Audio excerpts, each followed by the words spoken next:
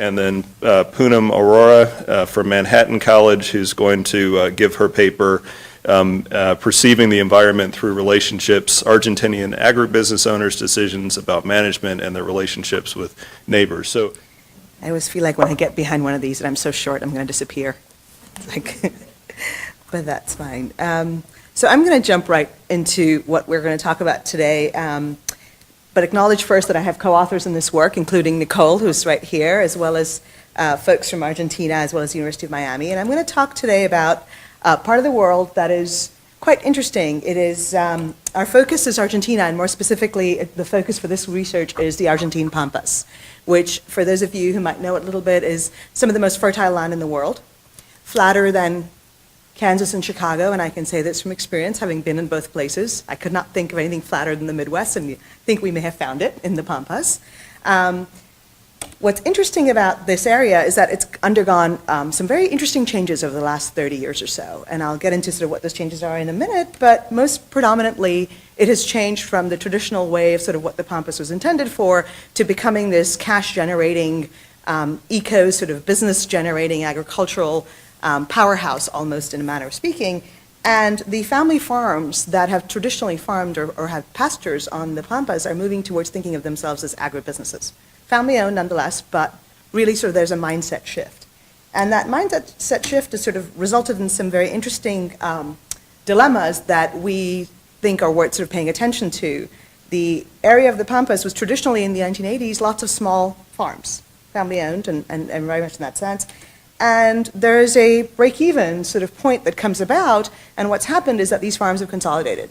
Some through actually sort of selling the land, but a lot of it by creating these agribusinesses which now farm disparate pieces of land, but together collectively farm much larger quantities of land, and so therefore are responsible for decision-making that covers much larger parts of the Pampas than lots and lots of individual decision-makers looking out for their own little plot. Right? And that creates, as you can imagine, some interesting economic dimensions that I'm going to get into. But also, more fundamentally, there's been a huge land use change. The Pampas very traditionally is a lot of pasture. Maybe some crop, but really a lot of cows and a lot of gauchos and a lot of pasture. And now it looks a lot more like a soybean farm that is fully set up to actually sell soybean to, believe it or not, the Chinese and the Indians. Argentina, along with its surrounding countries now, actually produce more soybean than the US does. And so as a result, they actually have the capacity to affect commodity prices in the Chicago Board of Exchange more greatly than US production does. Right? So there's a little bit of an interesting sort of power struggle and price struggle that's coming up here, and I'll get into the social implications of that in a second. But what's also particularly interesting is that as the Pampas is moving from 70% pasture to about 70% soybean farm, those soybean farms are not necessarily on land that's owned by the people that's farming it. They're often, more than half of them, in fact about 60% of it, is on land that you're renting from someone else. So you might farm your own plot of land here, which is fairly large, and then you rent 3 or 4 big pieces somewhere else, like maybe a couple of miles away, and you've been farming them for the last 20 years, but you don't own them, and you're never going to own them, because land is limited, and so therefore very high demand, very high prices, and people who own it don't want to sell it, right? Because it's an upward market. Same reason people in suburbs where real estate prices are going up don't want to sell their houses. They'd rather sort of refurbish their houses. It's the same logic that's sort of playing out, supply and demand here. All of these changes have come along with some very interesting environmental changes. So you've got a whole bunch of economic changes going on and a whole bunch of sort of environmental changes that are accompanying that. The first of which is that there has been tremendous variability in precipitation in the Pampas. In fact, since 2000, the amount of variability observed far exceeds the variability observed just about any other place in the world in terms of sheer highs and lows. And this has sort of been documented, and it's quite interesting to think about what that means in the context of the fact that Argentine agriculture, the entire Pampas, is almost entirely not irrigated, right? So these are agribusinesses responsible for huge amounts of export production. In fact, about 25% of total production from Argentina and about 10% of Argentinian GDP, but they have no irrigation. So they're entirely rain dependent and groundwater dependent, right? So you're getting water from below and above, and that's about it. There's sort of no other mechanisms. And the other big environmental change, I'm going to actually illustrate through pictures because I think it's more fun to think of it that way as opposed to talking about it. But this is what the Pampas looked like about 15, 20 years ago. This is what it looks like now. And we can vouch for it because Nicole and I were there in December, and this is exactly what it looked like. These wonderful sort of green lush fields. So what happens when you move from pasture to crops that you're growing for anywhere from about 4 to 7 months of the year? But you've got pasture that's in the ground 12 months of the year. Well, plants are transpiring, right? So groundwater is sort of evaporating, and there's a cycle, and it's sort of balancing against the rain. Now you've got tremendous amount of rainfall variability, which means you're seeing much higher levels, as well as lower levels, but also much, much higher levels. And you've got plants that are only in the land about 7 months at most of the year. There just isn't that much transpiration happening. So what you're starting to see a lot more of is that, flooding, right? The risk of flooding is sort of going up. And in fact, it's been documented that the groundwater depth underneath the ground in the Pampas has risen by about 2 meters over the last 20 years. All right? You're starting to see where this puzzle is going, right? But, and not to give away the punchline, but to sort of set you up for what's coming, this is what frightens our agribusinesses the most. It's not the picture in the top right, it's the picture down below, right? They're most concerned about drought. It's an interesting sort of dichotomy of risks that they're balancing that comes into play here. So what we're really talking about here is groundwater, and that's the resource I'm going to focus in, and sort of managing groundwater. Because what I'm getting into here is the fact that although the graph on the left is what scares, the picture on the left is what scares our agribusiness owners because they're worried about groundwater not being enough in terms of drought, really what's happening in the situation that they're facing is that because of their land use decisions and because of this drive for wanting to deal with world commodity markets and make as much money as you can off the exports, you're actually you're not planting enough. You're not sort of covering the land enough throughout the year, so you've got a rising groundwater and greater risk of flooding. And it turns out, so groundwater, much like, unlike what we talk about in terms of California, there's always a shortage. Or you hear about it in India in terms of the Gangetic Plain, huge shortage, right? In fact, I believe those are both areas of the world where from the satellites you can tell, you can sort of see the gaps in the aquifer. Argentina's got the opposite problem, right? They've got this sort of rising level that they're having to deal with too much water. So really, it turns out groundwater isn't just a simple commons dilemma problem the way Garrett Harding would describe it, as in like, or Alan Ostrom would talk about it, as in like, everybody takes too much and you overfish the oceans and you sort of depleted fishes, you take too much water and there's no water left. It's really a Goldilocks resource, as we call it. It's got to be just right. And it works best when it's just right, right? Plants grow better, everything happens better, and life sort of just economically and socially runs better. So what it turns out is that groundwater really poses for us what we game theorists or behavioral decision makers like to call a social dilemma. And for those of you who are familiar with this, you'll sort of understand how to read the matrix right away. For those of you who don't, I'll take a minute and walk through it. And basically what I'm talking about here is that as the CEO of two sort of agribusinesses, if I simplify the Pampas down to just two players in a game, in a commons dilemma game, you've got sort of the situation of where you have a choice to create your land use in a way that you're actually managing a collective resource. So you could, for example, use part of your land to create a drainage pond. You could put pasture on part of it, right? You could do certain things which are your individual choices because these are individual decisions that are being made, but they're affecting a collective resource, and they are going to have ramifications for your neighbors, especially since you're often farming pieces of land that are disconnected.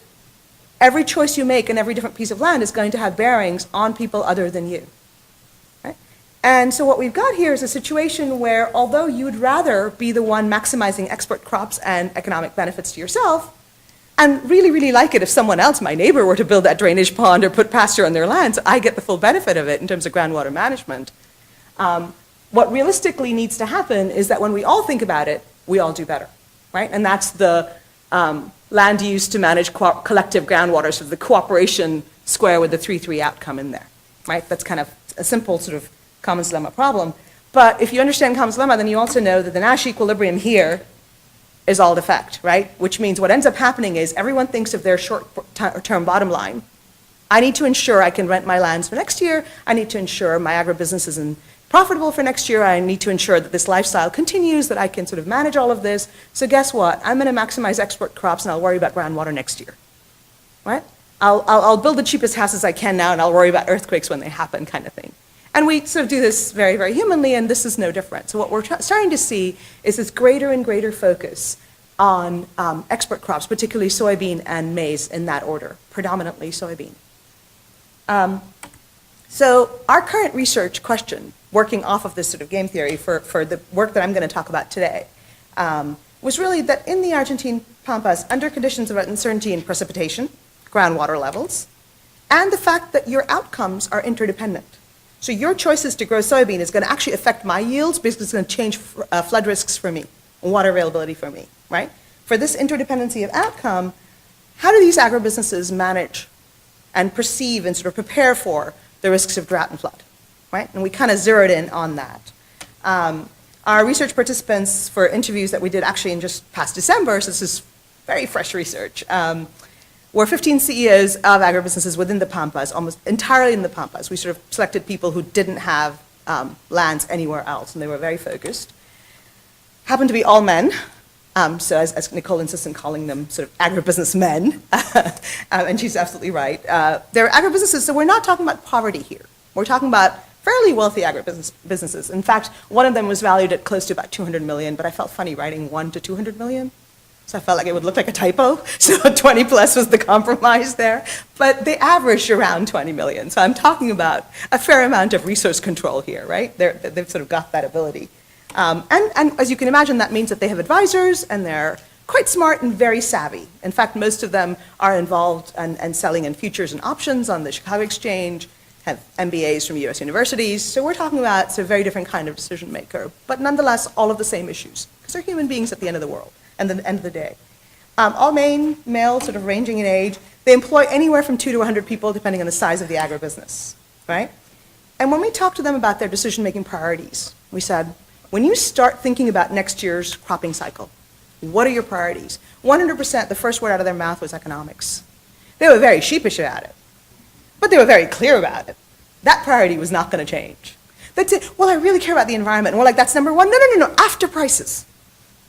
And it was sort of all delivered in that very nonchalant way. The second was land quality, particularly land quality for the land that they own. Now, in a previous paper that actually just came out, that work that I've done, huge difference between when you talk about land they own versus land they rent and farm. Even if they've had relationship with that land that they're renting for about 20 plus years, which is very common. About 85% of the land that's rented is re-rented for a period of 10 years or longer, right? So you might effectively just as much own it. But they treat it very, very differently. So their concern is for land quality of the land they own.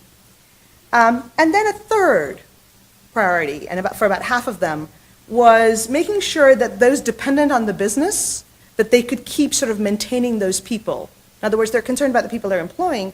And when pushed on why, the reasons were very much because we don't want to lose the implicit learning that these people have vis-a-vis the land and those pieces of land that we've been farming for so long. Because each piece is slightly unique, and each farm is slightly unique, and we want to make sure that implicit learning stays within the agribusiness, right? So there's a very sort of interesting motivation for wanting to maintain the social structure of the business. We asked them a lot of questions, and I'm only going to sort of talk about 3 of them here that I think are relevant to sort of the issues that I want to discuss and to this audience. The first 2 are hypothetical scenarios that we presented them with. And a third was when we actually forced them to make a forced choice between whether they would buy flood insurance or drought insurance. And I'm going to go into what the scenarios were in a second, but one had to do with drought, and the other one had to do with preparing for flood. And the drought one, before I get into sort of what the scenarios were, and I will walk you through details on that, I want to talk a little bit about the nature of the kinds of decisions these CEOs and these decision makers are facing. And what they're really talking about here is how well they understand the probabilities and outcomes of the options and choices that they have in front of them, right? And we can think about it in the following way, that when you understand, here are my options. These are all the possible outcomes I could face for my decisions. And here are the probabilities associated with them. That's risk as we understand it within economics, right? Because you can create an expected value, you can sort of measure it, you can kind of quantify it, run analysis on it, and make a decision based on whatever criteria you establish. But when you get into issues of where you might understand that here are possible outcomes. So when I put crops in my land, groundwater will go up, down, or stay the same. That's my world of options. But I don't actually understand the probabilities that are associated with them. So I don't fully have complete knowledge about exactly what the straight line between my action and its consequence is going to be. Now we're talking about uncertainty. And that raises very interesting sorts of dilemmas because it activates cognitive biases, right? We have ways in which we perceive uncertainty and sort of manage uncertainty and think about uncertainty. And that changes how we, what sorts of paradigms of decision-making that we apply to it. And therefore how we think through the economic, social, and environmental consequences of that situation. Similarly, you can talk about times when you sort of have a sense of probabilities in the sense, I have a pretty good sense that if someone else puts in a pasture, my risk of flooding is going to go down. Pretty good sense that if land next to me has only got crops for 4 months of the year and it's the same crop over and over again, my groundwater is probably going to go up, right? That level is going to go up. You have a sense of what the probabilities look like in terms of directions, but you actually don't fully understand exactly where the low and up is going to happen, where the outcomes are going to come from. Now we're talking about things like ambiguity and ignorance even at some ways, because we don't actually fully understand what the implications might be. And so this is sort of the world of decisions that they're grappling with. And as you can well imagine, the most comfortable square to make decisions in is the one with risk, right? Because even though it's risky, we can still put numbers and outcomes to it and begin to quantify it and therefore begin to analyze it. And we feel good when we can do analysis and sort of move on from that. They are making these decisions of risk and uncertainty and ambiguity under uncertainty, right? That they're sort of making these interdependent decisions under huge areas of uncertainty. And we know some things from past research about how uncertainty works. We know, for example, that when you don't fully understand what the resource is going to look like, you cooperate less. In other words, if you don't actually know that groundwater is going to be a problem, if you can't fully identify exactly what the problem is going to look like, I'm not going to worry about it. So I'm going to do what's in my interest, and I'm going to worry a whole lot less about you.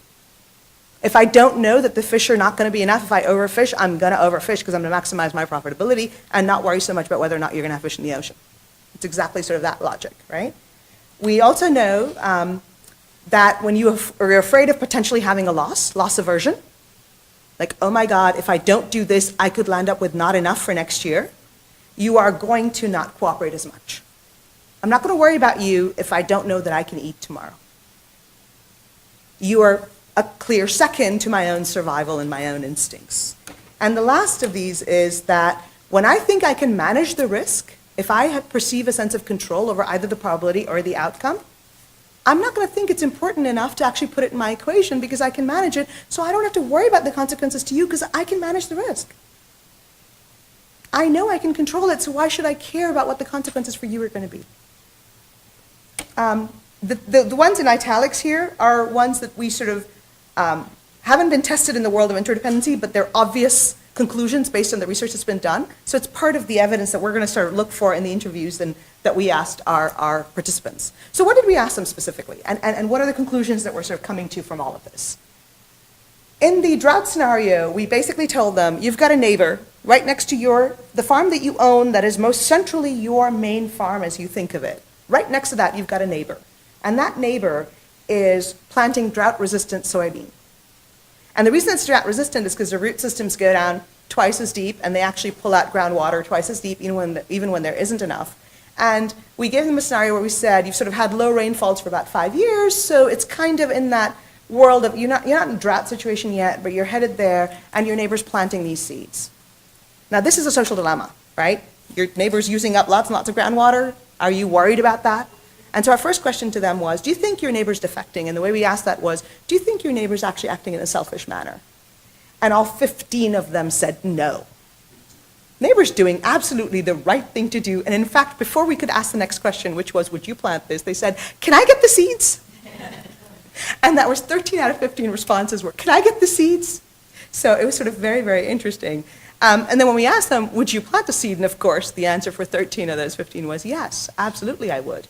One was, no, I don't like all these modified whatevers. I like to do things simple, and that was the main reason. It was more a rule than he wasn't interested in the seeds themselves. And the other one was like, maybe I'd have to see what the yield from these seeds looks like. He wanted more data. Wasn't sort of saying yes or no, just wanted more data. But we found it sort of interesting that they're kind of saying, yeah, absolutely, without a beat. And then we modified the scenario and we said, okay, great, you're going to plant these seeds, but what if we tell you that Columbia, the IRI Institute, has issued these long-term forecasts, and the next 5 years are predicted to be very dry. Drier, substantially drier than normal. In other words, drought is a very likelihood, and the result is that because of these seeds that you're planting, these drought-resistant variety, you're going to lower water table depth from what it's already been, which is fairly low, by anywhere from 0.5 meter to 2 meters.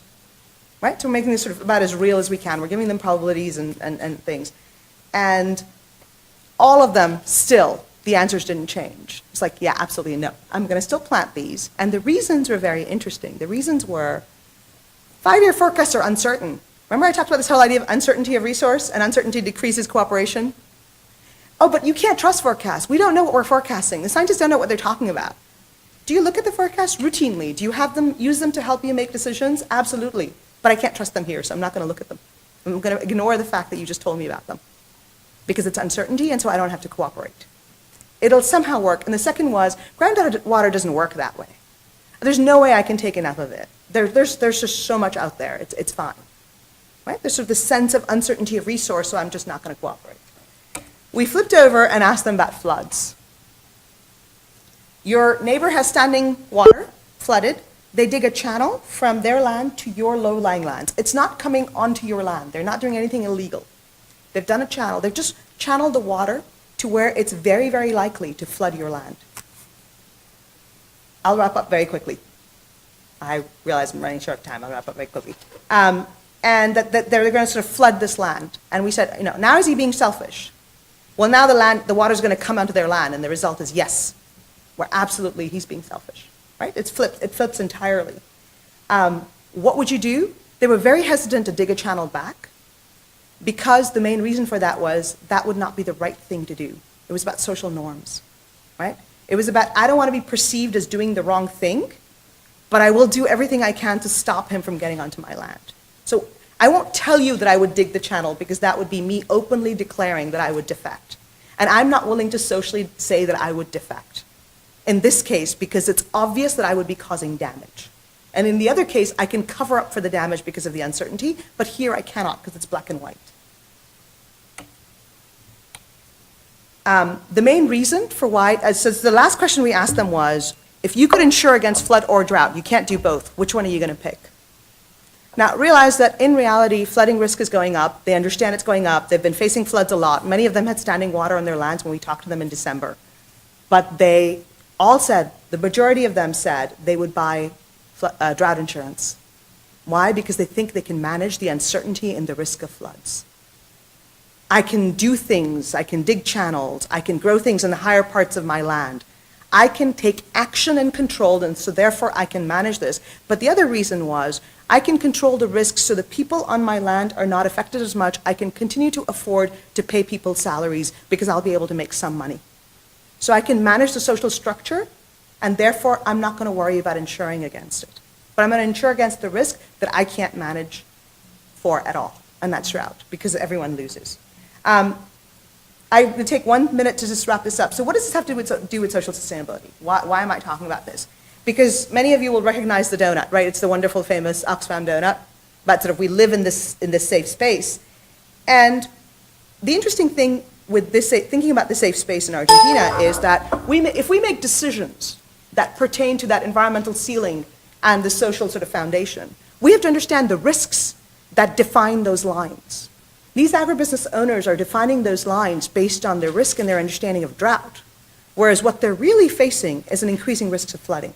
So their actions and their decisions to sustain or to make that donut sustainable on economic, environmental, and social terms is based on a set of assumptions that actually aren't quite what they're dealing with in reality.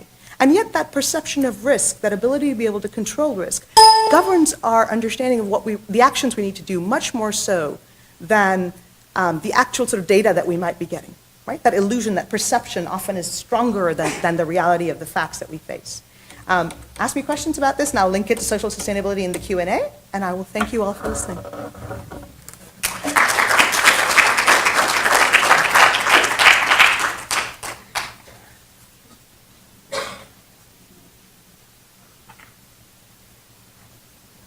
All right, thanks to all of our presenters. At the beginning, we said that we would have a question and answer panel right after, but we're a little bit into the next session. So I think what we're going to do is go ahead and begin the next session now, and we'll do the questions and answers kind of offline during the break after this next set of case studies.